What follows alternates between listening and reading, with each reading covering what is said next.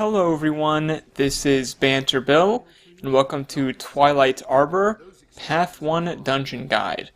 This is not a speedrunning guide, but a guide meant for those who are new to the dungeon, or for those who need a refresher. In terms of food and potion, for potion you want to use Nightmare Court Slaying, and on my Guardian I use Lifesteal Food. Now on a Guardian, your main responsibility at the start is to clear these plants with your staff. Those plants drop very annoying poison fields, and the staff is especially useful in killing them. Now we get a bit impatient and start running now, so as a Guardian I drop Stand Your Ground as I pass those wolves. They have a nasty knockdown attack and they can chain knock you down. These mobs coming up, these husks, can also knock you down, so I use Retreat as I pass them. Depending on where they are in the run, I also place Staff 5 to keep them from following us. Now if I see that everyone has made it, I just run straight in with my staff and start clearing blossoms. This makes it easier so my teammates don't get hit by the poison clouds as we kill these worms. Now I find it easier to fight these worms in melee range. If you use ranged attacks, their spit is more likely to go on you. Plus you'll get all the buffs from your teammates if you're in melee range. The main attack you need to watch out for is that circular AoE attack right there. As a Guardian, all I have to do is hit F1 as that attack is going off, and it'll blind them. I have the trait where my F1 skill is renewed every time I kill something. I found that I really only need to use it once for each worm, and so it works out perfectly. The only thing you need to watch out for is that sometimes that blind can trigger if someone runs into the spit AoE circles. So I try to use the F1 skill as late as possible when they're doing their AoE ring attack. So once we kill 5 of these, the champion will spawn in the middle. You do not need to kill the 6th worm, and most people in most groups do not kill the 6th worm once the champion spawns.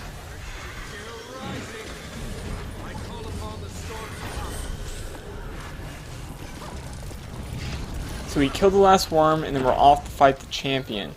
Now if you have a CC attack, it may be useful to interrupt that first AoE ring. As a Guardian, my blinds only have 10% effectiveness here, so I can't rely on them anymore. I usually drop Retreat for the first AoE ring, and then Hollowed Ground, and Stand Your Ground if I need it for subsequent AoE rings. To bring this guy down, you just want to keep dodging, avoid the spit. It can get kind of annoying as a Guardian. Shelter does not block the spit on the ground, and so you just have to keep dodging, stay out of the spit, and DPS the boss. After that, a waypoint spawns for any dead teammates, or for us, since we 4-manned it for our 5th guy, and we're just going to choose up path and fight these spiders up ahead. So 3 spiders will spawn in this hallway. What you want to do is stack in this left-hand corner to stack them all up. I felt since we had pretty good DPS on the worms, I could pull an extra group in as we fight these mobs. Blinds are really useful here. The F1 blind for warrior. If you're a thief, just use your pistol 5 or smoke screen. It really helps keep the damage down. So since I felt like our group had enough DPS, I'm pulling 2 groups at once. If you want to be a little less risk averse, you can just pull 1 group at a time. The main thing to watch out for in these spiders are their conditions and the stone touch. The stone touch will do what is the equivalent of a basilisk venom on you, and you can't stability through it. So if you get hit by it, you're just frozen for 2 seconds or so. But if you blind him, you won't get hit by that attack. So we're just going to kill this last spider and then on the fight Rona. Rona has 2 attacks. She has a poison barrage attack and then a poison spit stream attack, and she alternates between them. So here's her poison barrage attack.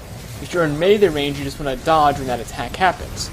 Then next she'll do her poison spit stream attack, and you can just kite around. So basically it's dodge, then kite, dodge, and kite. She will always do the attacks in that order. If you want to, if you get poisoned, you do 5 times as much damage to her. So that spit stream will poison you, and if you want, you'll do more damage. So if you fight in melee range, it's not too hard once you get used to the fight. You just kite, and dodge. I like to dodge through her since I want to dodge the earlier ranged attacks, because I find if I dodge backwards I may get hit by one of the spit attacks that goes further away. And here, as a guardian, my responsibility is to use staff and clear these blossoms. You want to watch out for those 2 stone touches at the start of this run, or they'll freeze you. And we're just going to run to the next boss.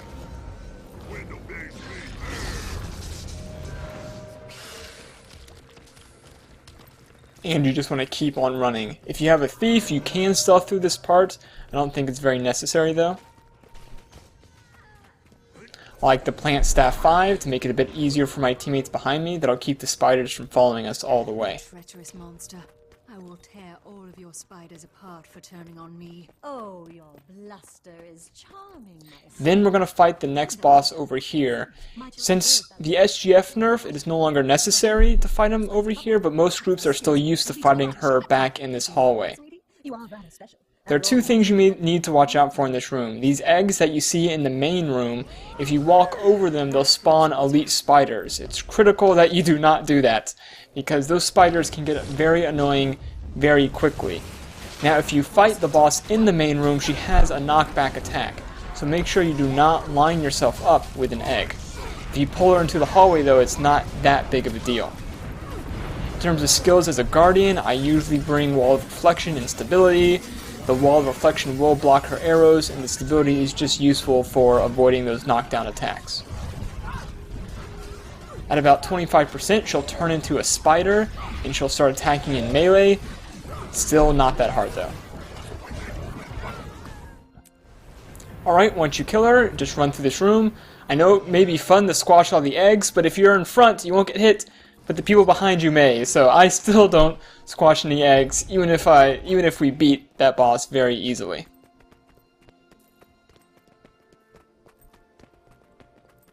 And coming up, we're going to skip this next part as well. Again, I go on my staff to clear these blossoms. The main thing you need to watch out here is this patrol. That knight does have a knockdown attack, which can chain knock you down. I like to use a retreat or stability skill around there so my teammates don't get hit by that knockdown.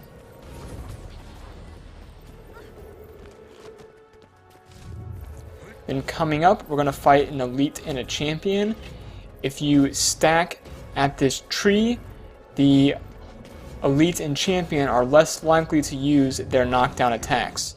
Also, they will walk to you without needing a pull, so no one needs to go out there to actually attack them.